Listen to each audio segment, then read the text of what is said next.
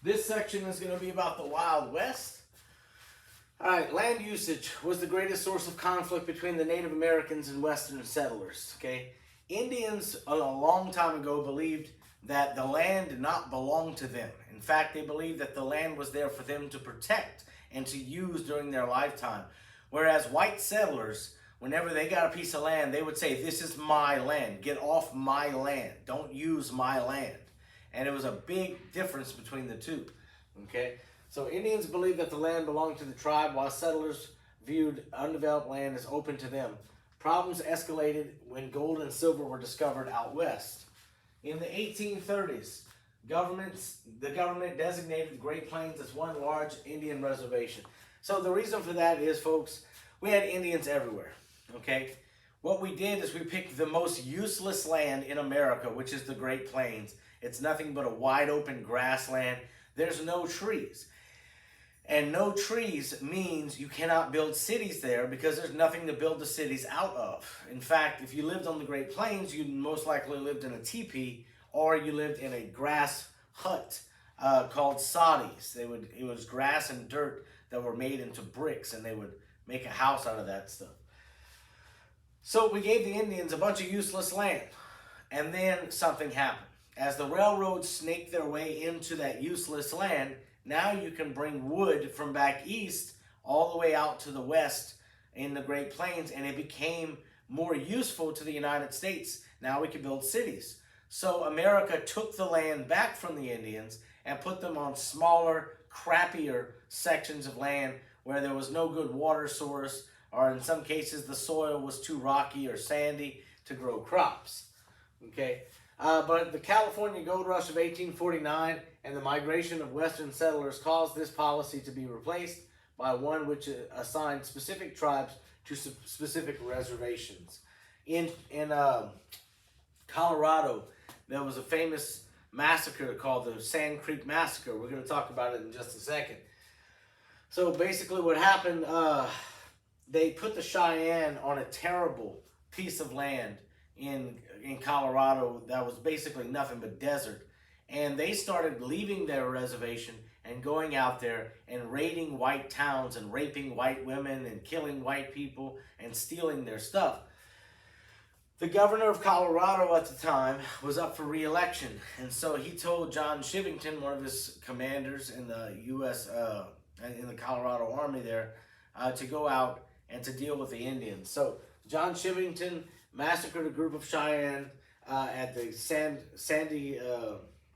Creek Massacre, which sparked violent engagements between the settlers and the Army and the Native Americans. Okay, the encounter, which created the largest public outcry, was Crazy Horse's massacre of George Armstrong Custer at the Battle of the Little Bighorn in Montana in 1876.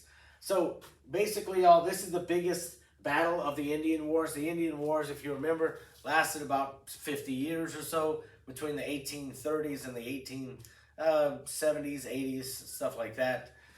So what ends up happening is George Armstrong Custer and the 7th Cavalry, they're out there looking for Indians to kill. And they find Crazy Horse, and they underestimate how many people Crazy Horse has under his control. They think that there's just a few hundred. So Custer splits his men up, they go through a deep ravine, and they come up on the other side and realize they've made a horrible mistake. It's not just a couple of hundred, but actually 3,000 Sioux and Blackfoot warriors. And so the Sioux, under the leadership of Crazy Horse, they chase down George Armstrong Custer, and they massacre he and all of his men right there at the Battle of the Little Bighorn, which angers America tremendously. And that's whenever we ramped up our moves against the Indians, and we really started to massacre them after that. The U.S. military moves to crush the Native American resistance. Okay? All right, so ending the Indian way of life. This is a section about how we assimilated the Indians. Now, that word is really important. Assimilate means to make a group of people act like the larger group. Okay? So in our culture, we want people that come to America to act American, okay? Not to act Latino or not to act African or even European. are Asian. We want them to act like Americans, okay? So, a couple of things that helped to end the Indians' way of life. The revolver gave settlers a military advantage. You can have 6 shots under your thumb there. Railroads brought many settlers to compete for land. So this is really important, folks. In 1869, we had something called Promontory Point. At Promontory Point, Utah, the eastern and western railroads connected to each other. And so now we have a railroad that goes all the way from New York City to San Francisco. And that allowed millions of settlers to flow out west. So that way they could conquer that area and take it from the Indians. Buffalo hunting hurt the Indians by destroying a food source, their food source, clothing, and shelter. The Indians used buffalo for everything, folks. To make clothes with, to make teepees. And we started the buffalo slaughters, which brought the population of buffalo down from 66 million in 1800 to about 37 buffalo. Not 37 million, 37 buffalo. And that was by the end of the 1800s. So we wiped the buffalo off the planet, basically. It was an endangered species after that.